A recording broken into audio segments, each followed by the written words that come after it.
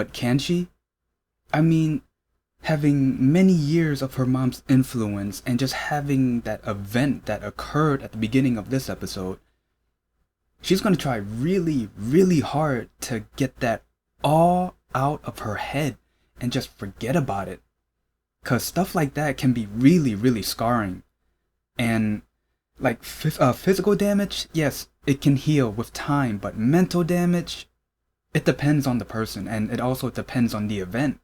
So that's a big challenge for Moonyoung.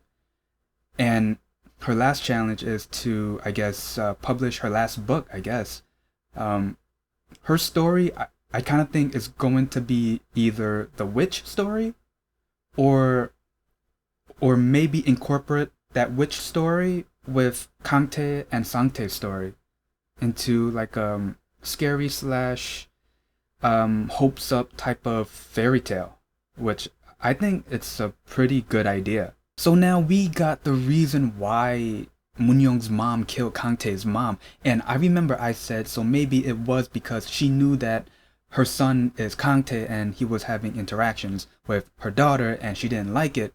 That wasn't the reason. The reason was what she said. Right after Moonyoung said, a bird with a broken wing can't fly. Should I kill it? And then she kind of brought that to her mom and was like, well, there's a hospital that my elder son goes to, and that was the reason why. She acclaimed that Kangtae's mom called Moonyoung a lunatic. So that was the reason. And it's like, huh? That was your reason? Because you acclaimed that his mom called your daughter a lunatic? I mean, at the same time, you can't really blame Kangtae's mom because of Moonyoung's mom's parenting method.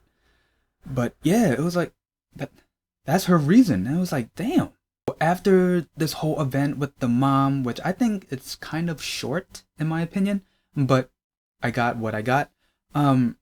It's because of that event. It's really fresh in Kangtae's and Moonyoung's mind, and it's pretty much became a nightmare for them.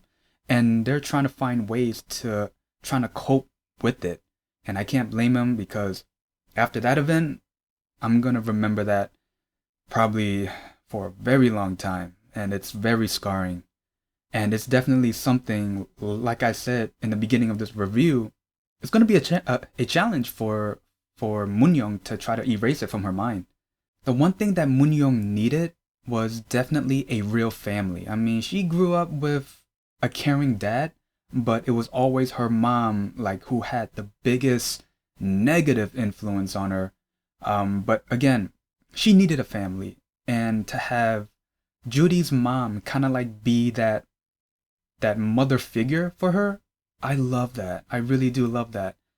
And I kind of thought that everyone was gonna come into the kitchen and eat with Moonyoung, Judy, Mr. Lee, Jae-soo. Oh man, I forgot the girl's name. Seungjae? I think that was her name. But yeah, I kind of thought that everyone was gonna come into the kitchen and eat with her and pretty much treat her like family. Cause in my opinion, I feel like that's what she needed. Yo, I just love like when things come full circle. Like they reference a lot of things from the first episode. Yo, I just love how certain things just come full circle. Like Moonyoung stabbing Kangtae's hand again. To be honest, I kind of thought Kangtae might have been on the bridge of death. I mean, I didn't know what was inside that needle that her mom stabbed him with. But it's a good thing that this is not like Romeo and Juliet. But the other thing, the fact that Kangtae screamed 사랑해, just screamed, hey, I love you. Yeah! Again, full circle, and I love that. Oh my god. To have, like, just seeing Kangtae change throughout the episode, it's like, how do I put it in words? It's like, wow, you know? And just seeing this guy so quiet, and then at towards the end of this episode, just screaming, "I love you," and coming home and say, "Yeah, 사랑해," and he's still saying it, which is so hilarious. And oh my god, I love that scene. Um, Oh yeah, the last scene, like after he said "사랑해," and then they look like they were about to kiss on the desk. I'm like, if you guys are gonna do more than kissing on the desk, I recommend you go to Moonyoung's room because Sangte is he'll probably come home and you don't want to show him all that. You know what I mean? But anyway, yo, this was a good episode. In my opinion, I feel like the whole mom situation kind of ended a little bit early, but I get what they were doing because in the last episode, you want Moonyoung to try to cope with what happened and try to erase her mom from her life and also publish her book. So so I get it. But anyway, this was a really good episode. I can't believe we got one more episode left. Wow, that's crazy. Just one more left.